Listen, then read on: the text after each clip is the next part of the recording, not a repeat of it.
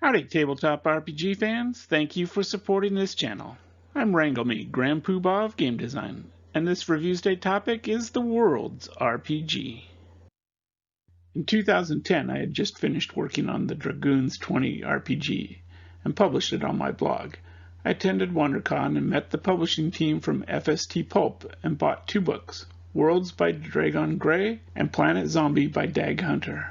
I talked to the team about their books and was eager to read them when I got home. They were hack and slash, very gamer-oriented, and I could tell right away that Dragon used his past experience in playing role-playing games during his writing. I met them again at APE, the Alternative Press Expo, and proposed a plan where I would make a very small RPG they could publish at the back of their books for fans to play. They weren't sure how that would affect the royalty split and proposed a standalone book instead. The World's RPG was published in 2011, in time for Comic-Con. It was designed, written, and laid out by Randy Engel, myself, with amazing artwork by Jazz Douillard and other uncredited artists for the world map and inside logo. My understanding was some free copies were given away at various comic book conventions, and there were 2 sales. I still have my Lightning Press copy when it was put on Amazon. While this game was something I was proud to have worked on, it definitely goes into the obscure category. The story is about a small child growing up in a dangerous urban neighborhood who finds a magical stone that allows him to become a hero in an alternate dimension. The RPG would concentrate on this fantasy realm and not on the struggles of the child's life. Dragon and I met a few times and emailed quite a lot and called each other to discuss gameplay and how he imagined the RPG mechanics for his Worlds book would work.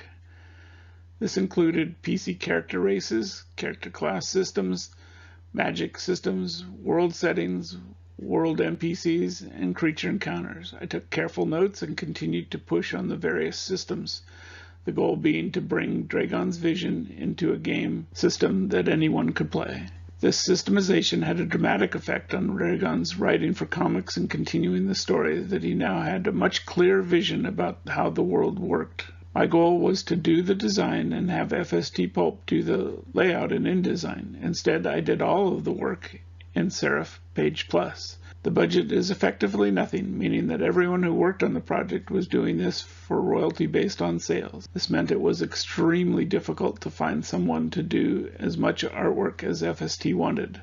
I do not recommend this method to any RPG publisher. When Jazz agreed to make artwork, my understanding was that she also didn't earn anything for all her hard work. Dragon was very old school in his ideas about RPGs and classes. Like the original D&D RPG, which had races as a class, his original thought was that is how World's RPG would work. His magic was called Sigum, magic backwards, and likewise the various other fantasy folks and creatures were all variations of classic fantasy game ones. For instance, halflings weren't based on hobbits, they were half human and half of any other fantasy race. As I adapted his roll-high writing style into systems, I realized that he didn't need any of the actual content, stats, spells, creatures from D&D, as he was shooting from memory, and that was now decades old. One day, while working out the class system, I realized Dragon really didn't want classes in the classic sense. Instead, heroes would train in one style, and then another, and then learn more Sigum magic spells. The result was a multi-class system based on the training of what you spent your experience points on. This is somewhere between the classic Traveler RPG, a bit of RuneQuest, and how my Dragoons 20 RPG worked, and now the new Knave RPG, published years after World RPG. Everyone started with Warrior or Sigum user if your int was 16+, and new classes by unlocking them as you level up, including Thief, Healer, Ranger, Bard, Knight, and Assassin. Once a class was unlocked, players could choose a training table for their character, roll a d20, and improve the skill stat or ability based on the result. It was important to Dragon that randomness represent the fate of the character, that the player's only choice was on which training table to roll.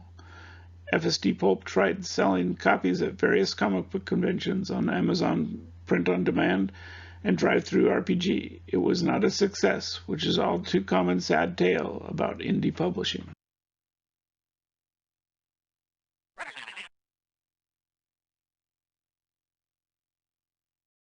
The World's RPG character sheet starts with the basic demographic and description information: name, race, gender, height, weight, hair color, eye color, special features, and a drawing. Next section was the dynamic values: XP, level, HP for hit points, max and current, SP for spell points, max and current, GP for gold pieces. Then the 4 basic stats with bonuses, each rolled with 46, keep the best 3. Strength, dexterity, intelligence, and charisma. A section for gear and inventory, and finally a section for skills and spells with ratings. Characters would roll on a d20, adding to their bonuses and skill ranks to overcome target numbers determined by the game master. Using a Sigum spell costs spell points based on the rank. Because of the randomness in character development, it was common to concentrate on one class of training to start, and then to branch out into more unusual class training tables. Unfortunately, this is likely an RPG you will never see, considering the extremely small number printed. While I enjoyed working with Dragon and the FST Pulp crew, it wasn't a rewarding experience. Still, it was an important step in my own growth of self-publishing my own RPGs. This episode is brought to you by Kaboomkin, the smaller, faster, funnier RPG of cartoon, fairy tale, post-apocalypse mayhem. It's time to blow stuff up. Get it now at www.kaboomkin.com.